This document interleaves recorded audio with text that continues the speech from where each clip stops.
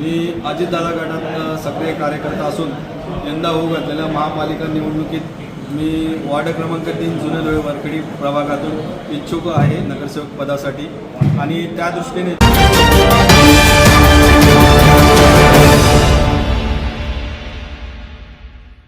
धुलिया महानगरपालिका के आने वाले चुनाव की तैयारियां जोरों पर हैं। 6 नवंबर 2025 को एक प्रेस कॉन्फ्रेंस लेते हुए उमेश धर्मदास महाजन ने राष्ट्रवादी कांग्रेस से चुनाव लड़ने की इच्छा जताई है। राष्ट्रवादी कांग्रेस पार्टी ने भी अपनी मोर्चाबंदी शुरू कर दी है। पार्टी के कार्यकर्ता उमेश धर्मदास महाजन ने कहा है कि वो इस बार पूरी मजबूती के साथ चुनावी मैदान में उतरेंगे। महाजन ने कहा कि पार्टी के पुराने और नए नेता मिलजुल कर काम कर रहे हैं और उन्हें पूरा विश्वास है कि इस बार धुलिया महानगर पालिका का महापौर राष्ट्रवादी कांग्रेस पार्टी का ही होगा। उन्होंने अपने काम गिनाते हुए कहा कि उनकी एनजीओ के माध्यम से उन्होंने पुलिस कर्मचारियों के लिए कई सामाजिक काम किए और अब वो जेल के कैदियों के कर्मचारियों और पत्रकार भाइयों के लिए भी नई योजनाएं शुरू करने जा रहे हैं। ये योजनाएं नए वर्ष से लागू की जाएगी।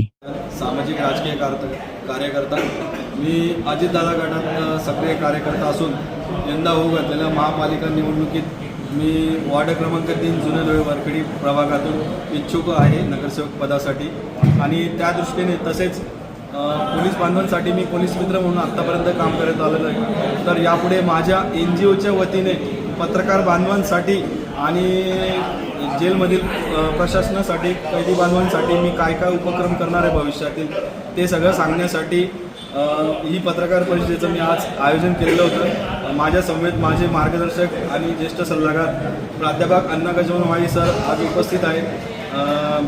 सन्माननीय ज्येष्ठ नेते माळी समाजाचे सुरेश कौतिक महाजन साहेब माझ्यासोबत उपस्थित आहेत आणि तुम्हा सर्व पत्रकार बांधवांच्या वेळोवेळी मार्गदर्शनाने मी इथपर्यंत वाटचाल केलेली आहे। भविष्यात माझं काही चुकत असेल तर आपण मला नक्कीच माझा कान पकडायचा आहे आणि काही चांगल्या गोष्टी अजून मला करायच्या असतील तर यात आपण मला सजेशन्स द्यायचं आहे, पाठबळ द्यायचं आहे। धुळे शहरात एक वेगळा बदल घडवून आणण्यासाठी सर्व पत्रकार बांधवांचं सहकार्य मला खूप आवश्यक आहे आणि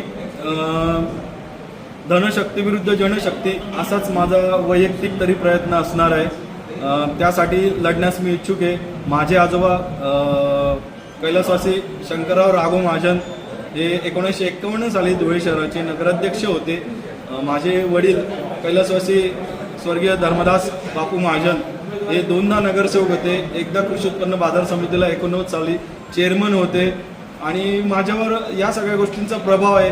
तसेच माझे आदर्श सन्माननीय शरदचंद्रजी पवार, अजितदादा पवार, छगनरावजी भुजबळ साहेब, त्यानंतर स्थानिकांमध्ये जर म्हटलं तर राजवर्धनजी कदम मांडे, माननीय अनिल अण्णाजी गोटे, प्राध्यापक शरद पाटील या लोकांचा माझ्यासमोर आदर्श आहे आणि तो आदर्श घेऊन मी माझं सामाजिक राजकीय जीवन वाटचाल करीत आहे।